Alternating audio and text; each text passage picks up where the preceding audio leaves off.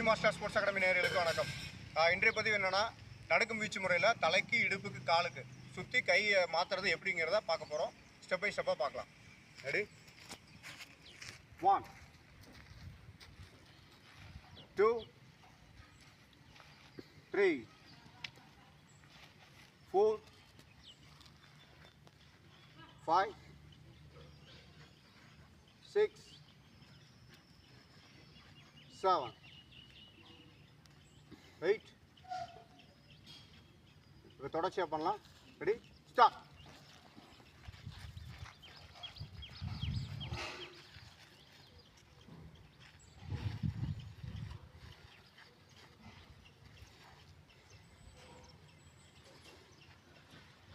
Pass பண்ணி இந்த வீடியோட ஃபுல் லிங்க் வந்து டிஸ்கிரிப்ஷனில் இருக்குது.